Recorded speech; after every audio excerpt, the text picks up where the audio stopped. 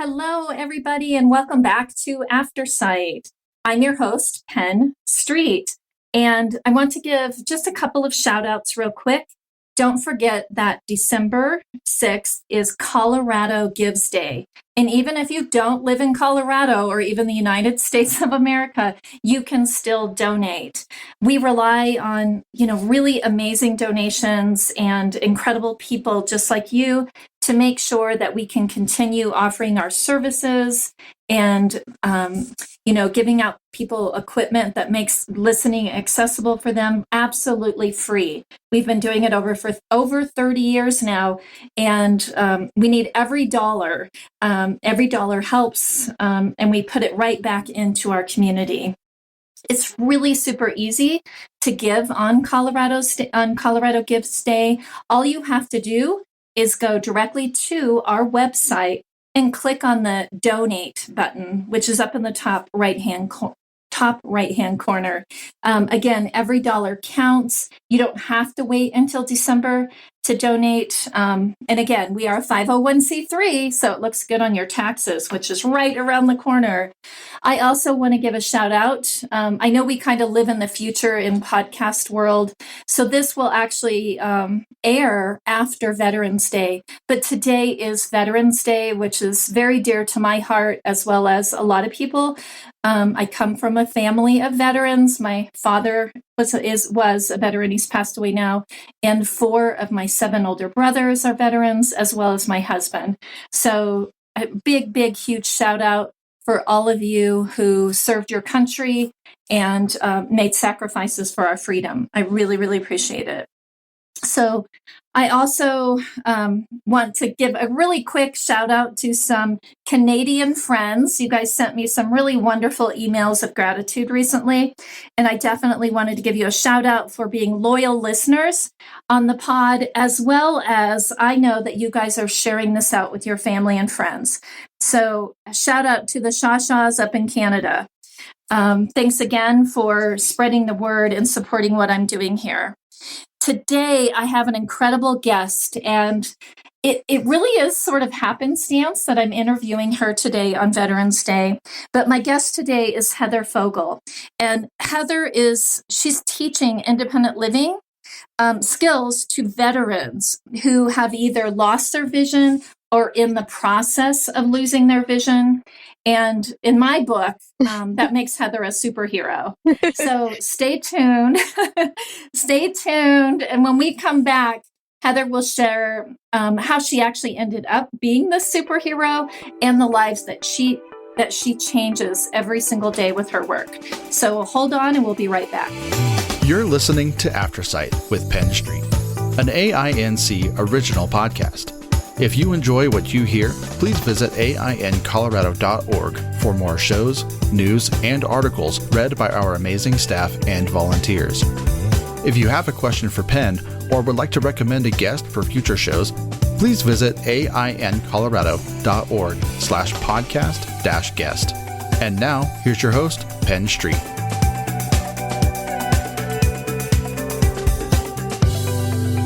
Heather, welcome to Aftersight. Thank you. Thanks for having me. Absolutely. I hope I didn't put you off with saying that you're a superhero, but I really do believe that people who do the work that you do are superheroes. So thank you. I feel like I should always get that sort of welcome. Yeah.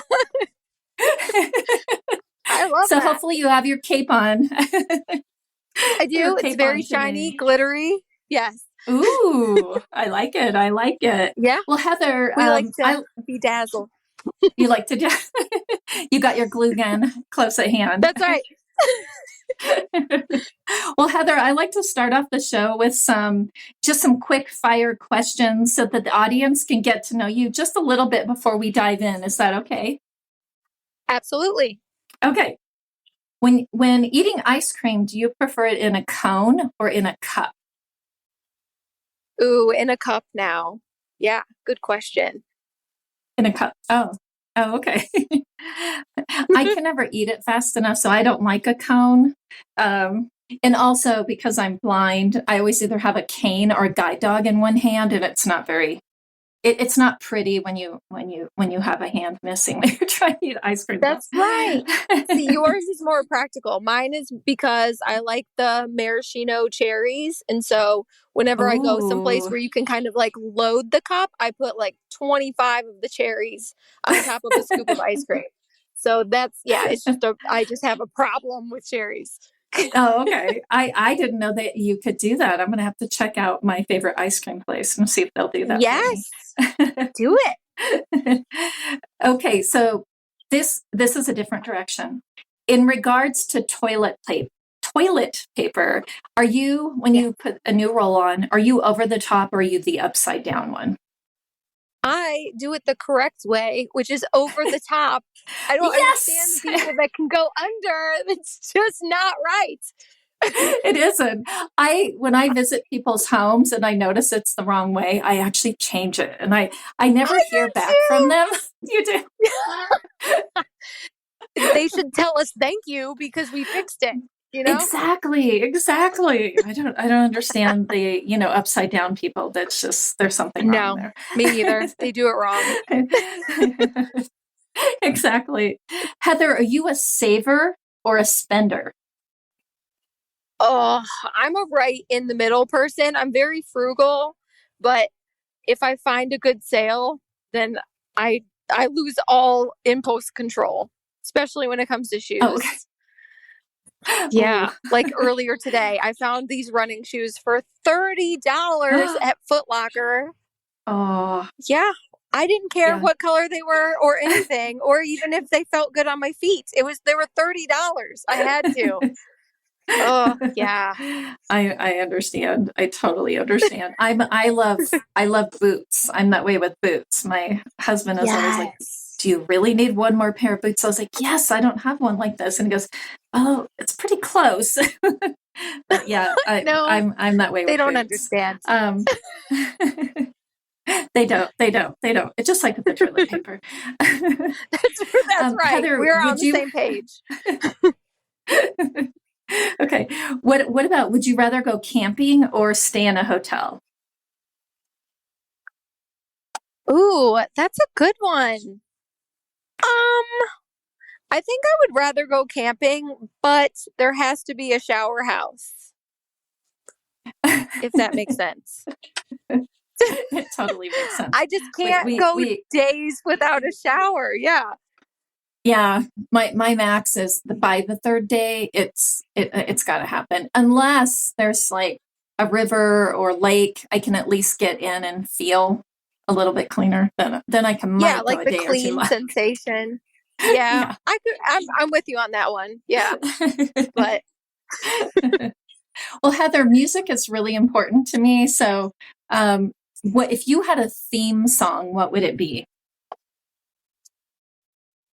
Oh, a theme song? Mm-hmm. Oh my gosh. There is, it's not like, well, it is a power ballad, but it's more like a love power ballad. I feel like I would have to think about my entrance music, but yeah, you guys have to try this. Her name is Alice Smith, and she just has one of those voices, and she has a song called Fool for You. And it is amazing. Like if anybody like sang from like the pit of their stomach about like loving someone else, this is the song. Oh, I'm going to have to look that up. I'm going to have to look her up. Yeah, I can't, if it's on, then I'm like breaking it down. I probably look like I'm having some sort of seizure, but yeah, it's that kind of song where you just can't sit still. Wow. Oh, I love it. Love it. Love it. And we'll definitely put a link to the song in our podcast notes. And that's one of the reasons I love asking this question is because I get introduced to all these new people that I wouldn't know. And Jonathan, our podcast producer, he actually put together like a compilation of the first season of After Sight of all the songs that people mentioned. And it was a really fun soundtrack. I'm going to have to look that up. Get added to this next season. Yeah. It's awesome. That's awesome. Well, Heather, first and foremost, I definitely want to thank you for coming on today. I know you are insanely busy with the work you do and just life in general. And I really appreciate you taking the time to come on today, to share what you do and why you do it. How long have you actually been working with veterans? So I've been working with veterans since 2009, and I worked for the state of Colorado actually for about 4 years before then. So it's been a while. I try not to date myself, but yeah, that's a long time. Probably like 17-ish years. Wow. Yeah. Well, you obviously like it because you're still doing it. Did you get your training here in Colorado? I went to Western Michigan University and I did a dual master's program, but mine was a little unusual. So half of one master's is rehabilitation counseling. Mm-hmm. So it's more like disability affirmative therapy and a lot of vocational based counseling. So helping people with disabilities find employment and then helping to accommodate the job so that they're successful. And then the other master's was the vision rehabilitation therapy, which is more of like the functional training, the all-in-one type of job. So my internships were Colorado. Oh, okay. So that's why I went out there. I was in Michigan for almost my whole life and then moved out to Colorado to complete my internships. And then I stayed for 3 more years after that. That happens. And then, yeah, it does. I loved Colorado. It's beautiful. It's usually windy. That's what I noticed, but lots of fun things to do there. Yeah. And then I applied for the VA job in Columbus and did the interview over the phone and got hired and moved. Oh, wow. And that's quite the difference from Colorado to Columbus, Ohio. I actually got my first 2 guide dogs in Columbus, Ohio at Pilot Dogs. So I've been there. Pilot Dogs, yeah. Yes. I've been there several times. So yeah, small world, right? Yeah. Well, Heather, how did you get involved in this career? Was there something in your life that drew you to it, or was it, you just put a bunch of things in a hat and drew something out? It was more like that. Yeah, it was by complete we'll just call it destiny. Yeah. So one of that. Yeah, my undergrad is actually psychology, and at Western, they are really big into autistic studies and behavioral modification. Mm-hmm. So my last classes, I figured out that I didn't want to do that. Oh, okay. And so one of my last classes was about like a rehab counseling. It was really centered around people with disabilities and the accommodation part and things like that. And my instructor actually approached me and said, "We have this dual master's program. You would be great for it. You should apply." Wow. And so I did. She said there was like an emphasis in blindness and low vision studies. And I didn't know anything about it. So I figured that would be very interesting. Let's do it. So I just fell in. Wow.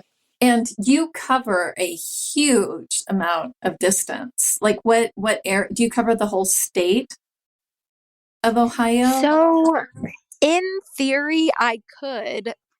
So there's only 2 of us that serve the state of Ohio. Oh my goodness. And yeah, I'm located in Columbus, which is a big VA. Yes. And then there's Chillicothe, which is an hour south, and that's a big VA campus. So I actually work for both of those stations.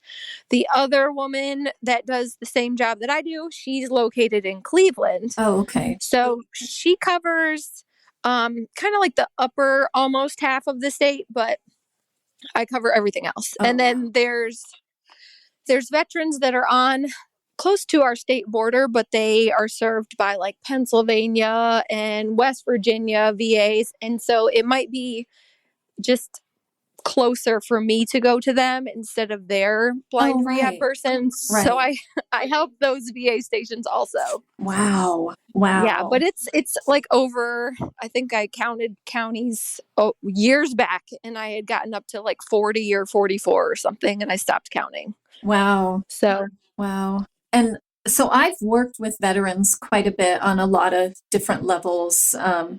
I actually done some independent living training with them in their homes, like putting bump dots on their, microwaves and things, pretty basic stuff. And I know how life-changing it is just to have something like bump dots on your microwave, right? yeah. Can you kind of walk us through the different things that you do when you visit a veteran's home? Sure. So if you think of everything that you do throughout your day, whether it's just daily living skills or working with your technology devices or trying to watch TV a little more effectively, I do all of that. It's just the only thing that I don't do is street crossings. Okay. So orientation and mobility, I don't have that degree or that certificate. So I can work with you to travel safely, but not actually run you back and forth across the street. Oh, okay. So I don't think the VA wants to be liable for that one. So, but yeah, it's everything that you do during the day. It's, talking to your family. It's helping get the toothpaste on your toothbrush or cook your favorite meal that you used to do.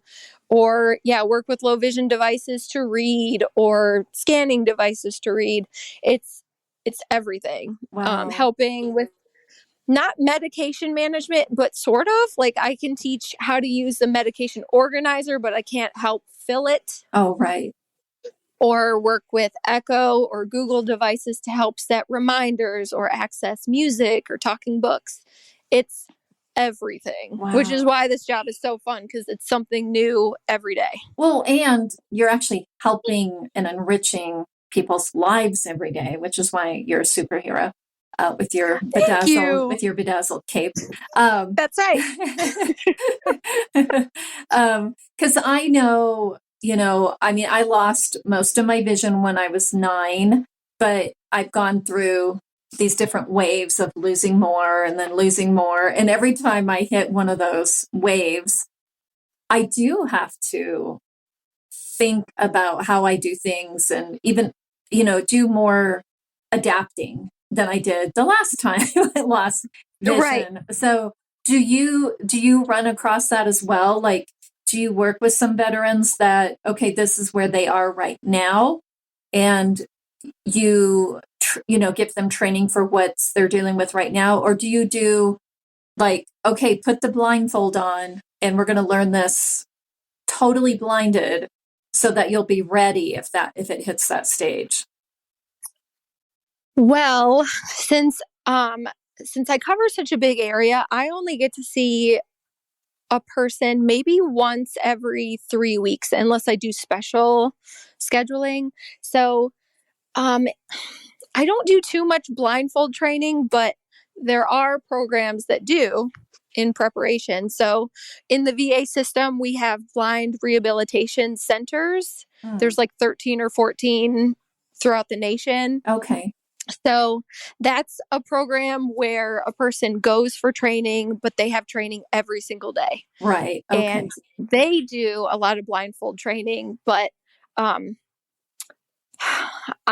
if someone has a progressive vision loss condition, I usually try to address that with getting them an adjustable device.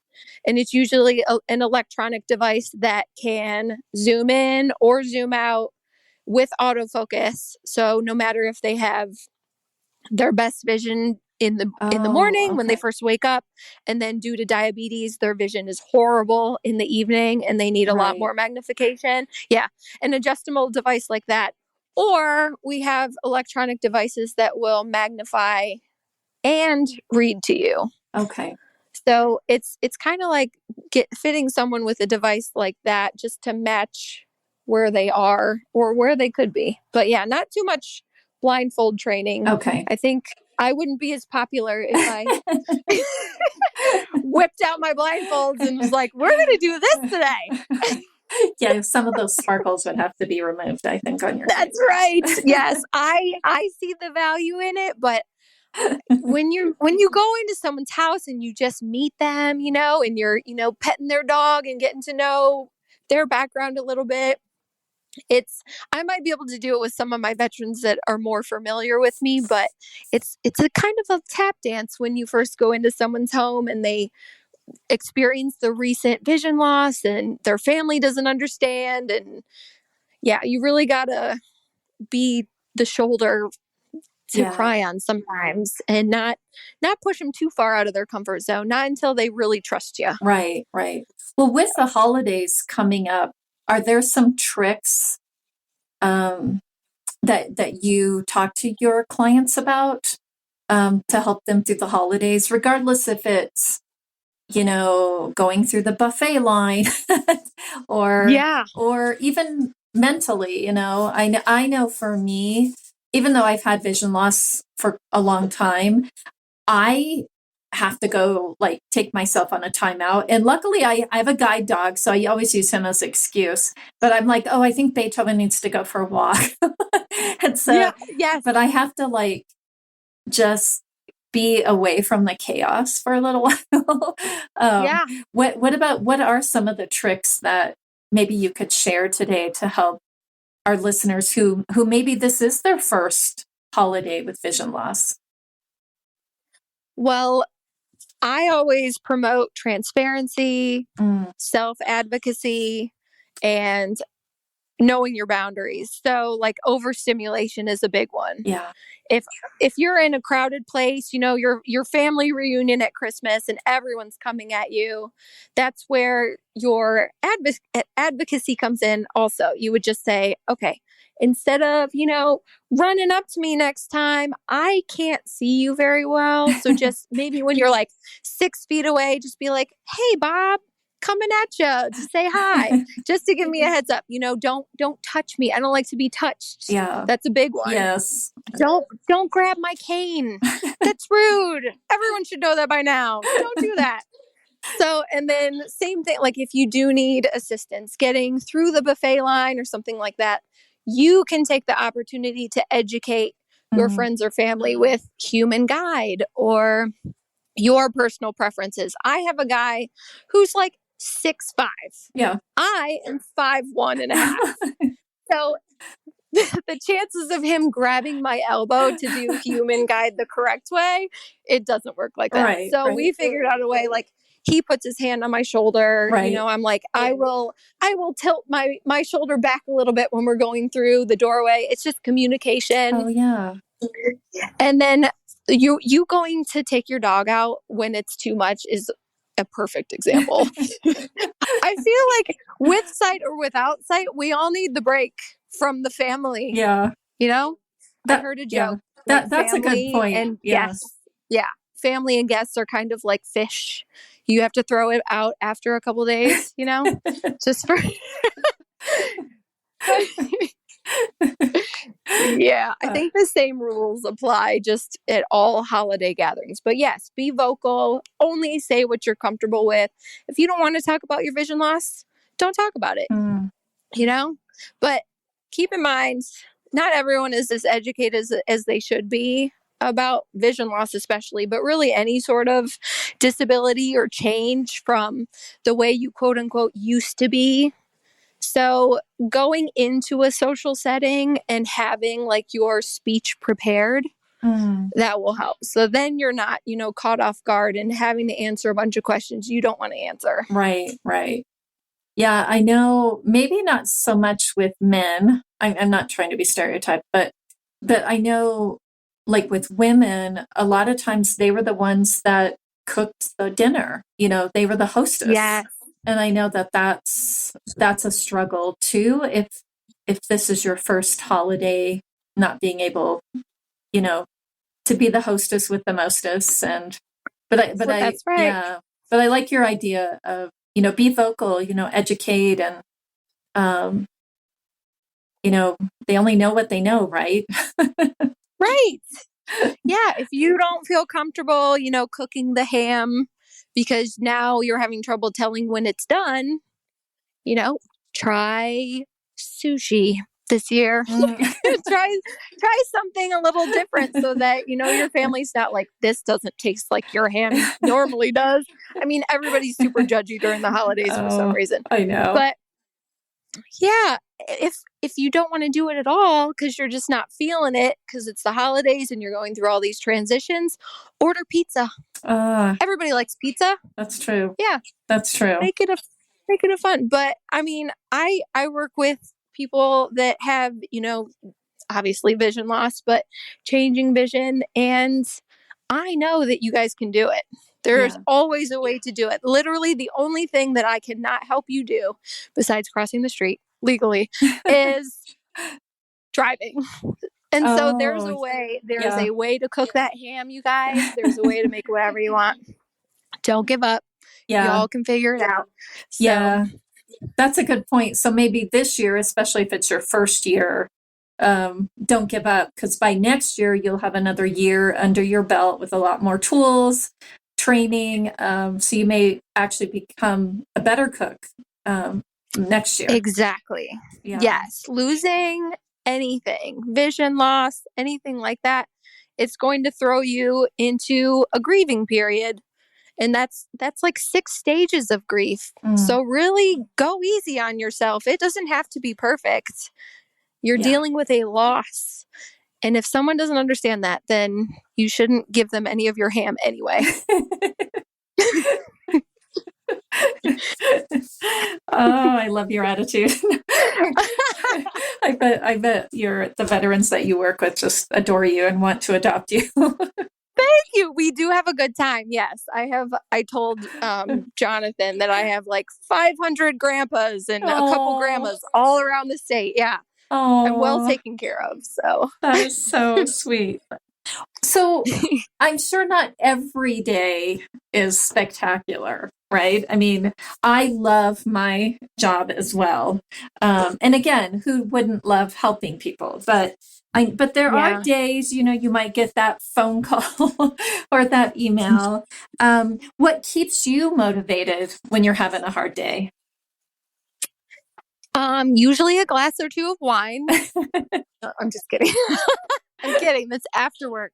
I have a couple things hanging in my office that they're just like notes. I save every note I get from people that I've helped. And I even get notes from some of their family members. Like the other day, I got these 2 cute little notes from like their middle school grandchildren because I met them years ago and they still remember me. And it made my entire month. So I try to focus on that. And then I have 2 daughters. They're 5 and 7.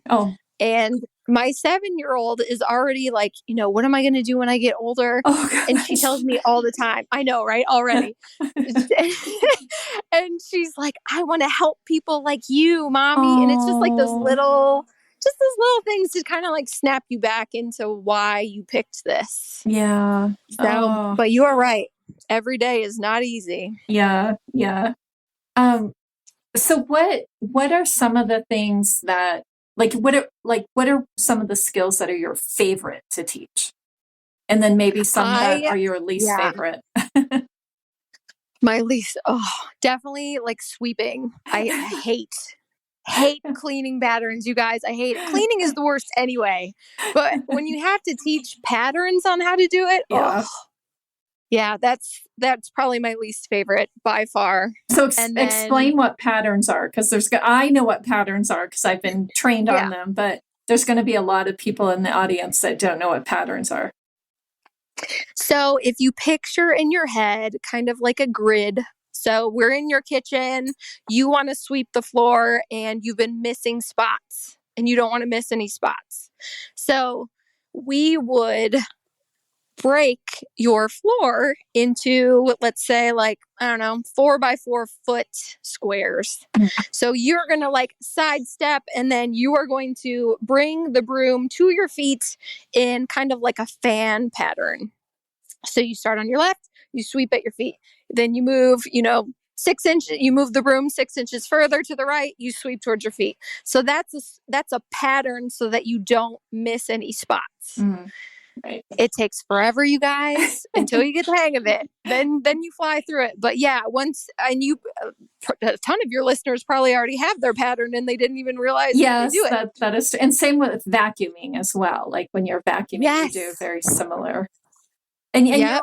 You're right. I bet people who are sighted do have a pattern down that they just do it because it's the way they've always done it. That's right. Yeah. And it's your routine. So my favorite is probably, it's a tie. I love low vision devices. We have the coolest stuff out there now. I mean, we have like the virtual reality type goggles that you put on. You can zoom in, zoom out. You can transmit the TV picture or your computer screen right into the goggles. Like, I'm kind of a nerd with the technology stuff. What are those called?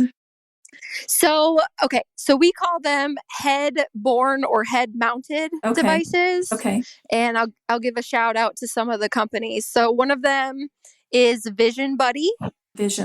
And another one is through New Eyes, which is NUEYES. And theirs is called the E2 Plus. So just the plus sign, not the word plus. And then there is the Patriot Viewpoint, which is based out of Florida. So a lot of these are California. A lot of them are Florida, where like the big Freedom Scientific company is. Right. They own pretty much everybody now. Yes, so they do. Yeah, that's who you're going through. And then, I mean, you've got Iris Vision, and there's one called eSight. That was one of the very first ones that was on the market. So, and I think they're still the only one that advertises like, so it's kind of like glasses that you wear with a camera on it. Okay. And they advertise that you can walk with that on. Really? I still don't recommend it, you guys. I don't recommend it. That sounds dangerous. It is. Yes, thank you. Usually when you're experiencing vision loss, your depth perception is affected anyway. Yeah. So then you put on these optics that are autofocusing to the distance, and then you look down. Oh. And just don't. Just do me a favor. Just don't. I remember, gosh, it was probably 15 years ago, maybe longer. I had a company that wanted me to beta test. I think they were called TV eyes or something like that. And they were, but they were so heavy on my neck. I felt like, after like 5 minutes, like I felt like I was getting a headache because they were so heavy on my nose. And I was like, am I weird? But I gave them my feedback. I'm like, these were great for the first 5 minutes, but then it was so uncomfortable. I was like, there's no way that I would even watch like the news with them on because it was so painful. And I'm sure they've come a long way since then. They have. They've got like it's a really soft, kind of like a cushion insert that sits on your face. And then the headset itself, so it uses a smartphone in the headset. So you've got like a Samsung phone this headset. That's what you're looking through. That's the camera. So it's got a 4K picture now. Wow. That's very high definition. So if you sit in the same spot, so the same distance, and you look at the same object for like 2 minutes, you actually do get a pretty crisp picture. Wow. So yeah, they have come a long way. But I know what you mean about the heaviness because we talked about how many years I've been doing this. Yeah, I used to try those on too. And I'm like, no, who would want to wear this for a 4-hour football game? Exactly. Yeah. Wow. Yeah, maybe I should check on some of the new technology because I still have some residual vision in my quote good eye. It's, everything is pretty fuzzy, but I have like even taken my phone when we've been at a game or performance or something and, just put it in on the Zoom and watched my phone through it. Some some places really frown on that because they think you're recording it. But usually if they do catch me, I explain, no, this is the only way I can see. So that's awesome. So do you teach like screen reading software as well, like JAWS? Yeah. Okay. Wow. So JAWS, that's more of an intensive program. Yes, so if you've never used it before, yeah, if you've never used it before, I mean, you've got to obviously know how to use a computer, but then you have to learn all of the keyboard commands and how to interpret the feedback that JAWS is giving you. Yeah. So that's more of an everyday, a couple hours a day training. So my veterans would go up to a blind rehab center and stay. And the benefit is that they are issued the computer that they are working on. So transferring their skills back home is really simple. Like I might help them plug in the computer, but then they just, fly through because they've already used their JAWS commands for the last month. Right. So they already know how to get into the applications they want to use. But so yeah, there's JAWS, and then there's Zoom Text, there's Guide Connect. I don't do too much with Dragon Naturally Speaking because that's another, you got to learn the commands. Right. But yeah, I fix a lot of computers. Oh, you do? I actually use Zoom Text, and I use the Zoom Text reader. I've been trained on JAWS. It's embarrassing to say, but I've been trained on JAWS 3 times. But it's so complicated to me.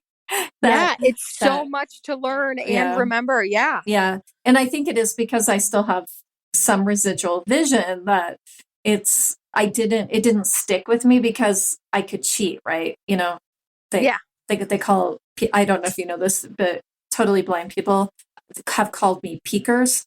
Like I'm a peeker because I can peek still.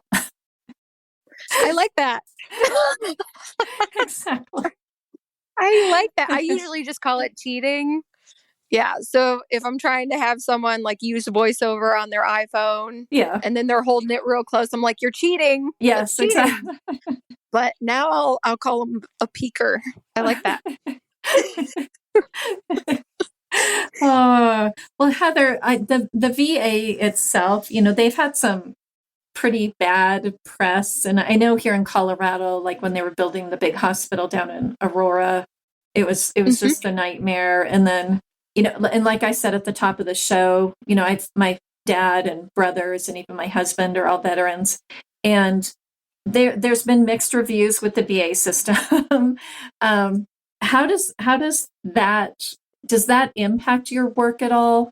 The way, when something bad comes out about the VA, or have you seen any changes over the past years that you've worked there?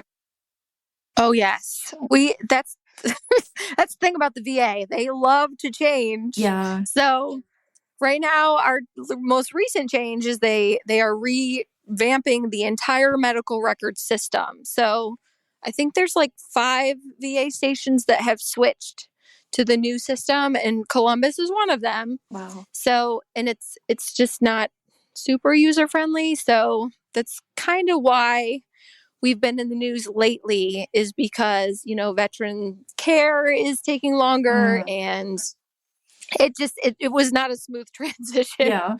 But my field, it's so small that usually we're not really, I mean, obviously we are the VA, but we're not really impacted too much by the bad stuff. Oh, good. Like our wait times are usually pretty consistent. So I'm usually scheduled out like 20 to 30 days. But now because of COVID, we have like video training as an option. So I can contact someone through like VA Video Connect, where the VA gives you an iPad so that you can video chat with your providers faster. Nice. And then we have something called secure messaging, which is through a veterans health portal. And so you can email your providers, and then we are required to respond back to you within like 2 or 3 business days. that way. So it's just a faster, secure way to contact someone if you're not having luck with the phone system. But yeah, we've had a lot of the same complaints. It's usually like wait times and then trying to get through to providers using the phone. That has not been easy the entire time I have been at the VA. Yeah, I can attest to that, watching, especially my husband trying to get through. Right. And then, of course, they'll call you back the one time you can't answer the phone. And then it's like it starts all over again. Yeah, it can be frustrating. I think we have a policy for that. Yep. Okay.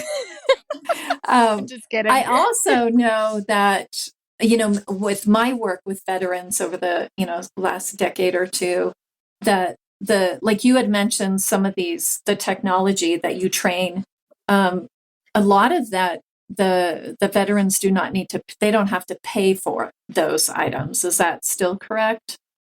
That is still correct. Wow. So most of the things that I issue, they're called prosthetics. So most people think of a prosthetic as like a prosthetic eye or a limb, things like that.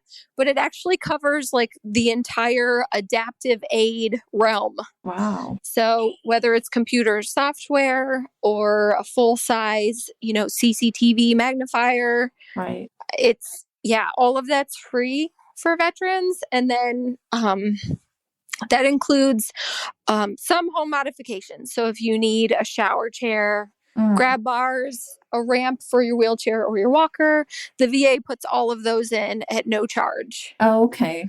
That's awesome. Yeah, because I remember, again, it was about 10 years ago when I was doing the in-home training with veterans. They had better equipment than I did. Yeah. Yes. Yeah. They're like, hey, Penn, try this out. And I'm like, oh my gosh. Yeah. This is amazing. So that's wonderful. A lot of the newer, we have vendors from all of the major companies that kind of like, keep us on their routes and give us demo devices to show veterans. And it's all, newer technology. So plus the VA is allotted like it's a lump sum at some point during the year, and that's to cover prosthetic devices so that veterans don't pay for them. That's awesome. Well, Heather, if there is a veteran out there listening and was maybe not aware that this is a service through the VA, or a family member, realizing that, a spouse or husband, somebody in their family is struggling with their vision and are a veteran, what's some of the first steps to get connected with your service? So your very first step would be to enroll. And for that, it's usually like a very front desk in the VA, and you bring in your DD 214 and you get enrolled. So that's a pretty quick process. Yeah. Then they will schedule an appointment with a primary care doctor. So that would be the equivalent of like just a general physical. And then after you have that, you can be referred to the specialty clinics. So if you hadn't had an eye exam, usually within the past year, they will schedule you for one of those. If you have, then you can give the VA your most recent records. Oh, okay. And then if you do have vision loss, you would first talk to the VIST coordinator, which is Visual Impairment Service Team. Okay. And that's a person that's going to monitor you once a year.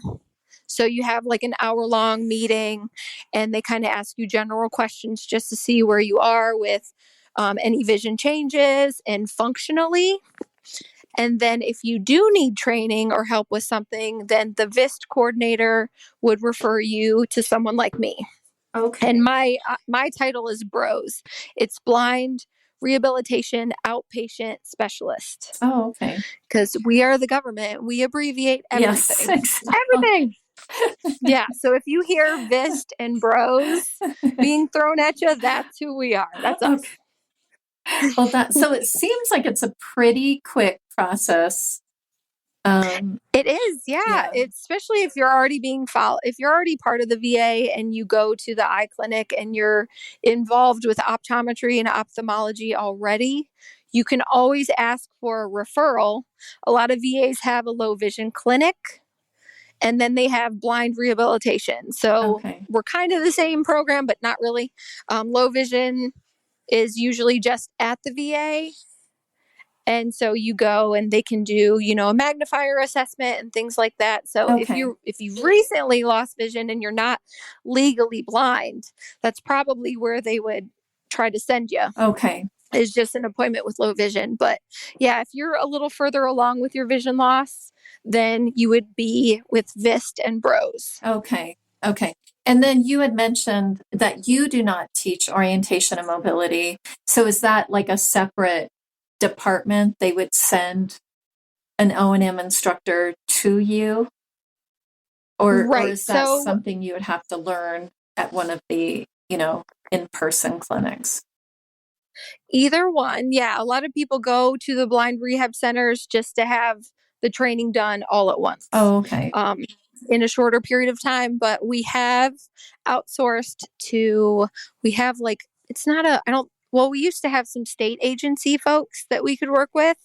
And then there's some community agencies that had mobility. So the VA would pay the instructor by the hour to work with the veteran in their living space and to cross the street they needed to cross. Awesome. Yeah, I mean, orientation mobility is, to me, one of the number one skills. I feel like everything else is easy, at least in my world, is easy compared to that. Right. Once you get that down, it's like everything else kind of falls into place, I feel. Yes. So, you get a lot of your independence back when you can do your independent travel again. Absolutely. You feel, more in control. So absolutely. So Heather, what's next for you? Oh, I'm probably a lifer. I will probably be in blind rehab for the rest of my career. I'm 40, so I'll be here for a while. But the only really ways to go upward is to be like a chief of a blind rehab center or to instruct in a college. And I don't think I want to do either one of those. I love visiting y'all at your house and meeting your pets and your grandkids. And some people make me brownies. Like I have a great job. I know. Yeah. That's awesome. Well, Heather, what would you like our audience to take away today?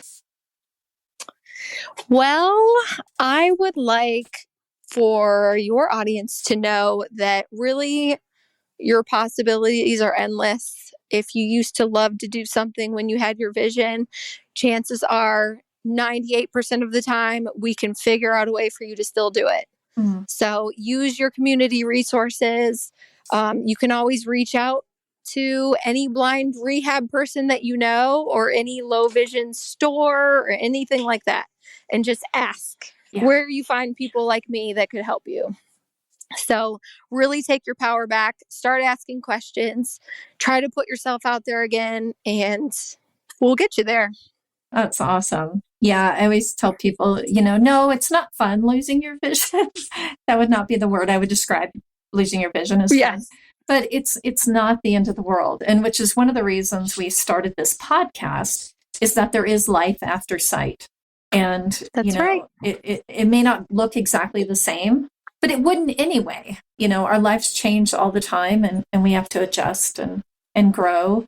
And so, with vision loss, it's, maybe accelerated that a little bit, but there is a whole life out there just waiting for you. You just got to take those first steps. Well, Heather, I always give, I've been asking you a million questions. I always give my guests an opportunity to ask me a question. So what would you like to ask Penn Street? Oh my goodness. I would like to know, what is something that you have thrived in after vision loss that surprised you? That's a good question. Haven't been asked that one yet. I would say outdoor adventure. Before I lost, I mean, I was a tomboy. I have 7 older brothers, so I kind of had to be a tomboy to survive. Yeah, you had no choice. Yeah, exactly. But I lost my vision at age 9, and so I didn't maybe do a lot of the fun outdoorsy things that a lot of kids got to do. But when I met my husband, and we would go camping, and I learned to ski, and and that definitely is something that I honestly don't think would have been part of my world if I hadn't lost my vision. And so, I've done some just amazing things like raft the entire Grand Canyon. I ski. Actually, this Sunday will be my first day up skiing for the season. And I really think that none of those things would have been on my radar if I hadn't have lost my vision. And, people in my life felt like that was something that, kind of like I was talking about, well, if you learn orientation and mobility, then the rest comes easy. I feel that way about being outside in the outdoors, is that if you can climb a mountain, or, go rafting, or, go skiing, things like that, then doing stuff like going to the mailbox to get your mail, or going to the grocery store, everything gets easier.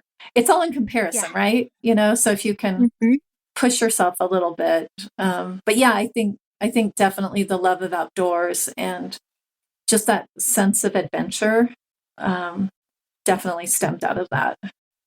Thank you. That's amazing. That's a great question. Thank you. Your answer was even better. Well, I appreciate that, Heather.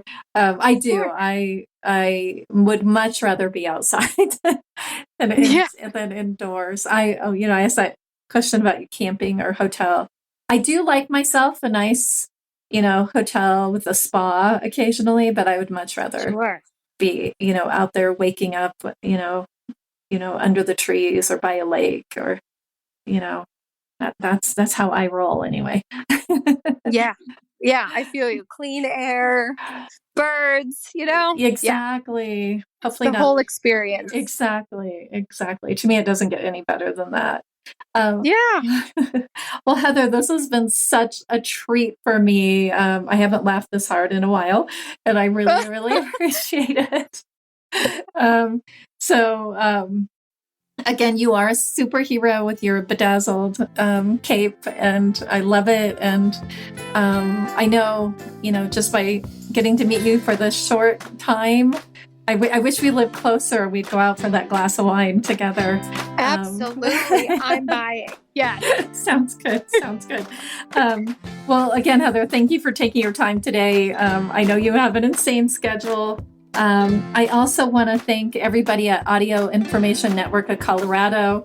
As always, I get to do the fun parts. I get to talk to these amazing people like Heather, and they're the ones that do all the hard part on the back end. That makes this show possible.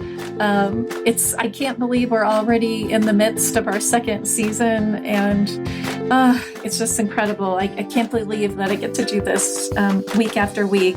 And again, keep those comments coming, the suggestions coming. It really does help form this podcast. So, and remember, everybody, be kind to yourselves this week, and find a way to be kind to someone else. It's good for your soul.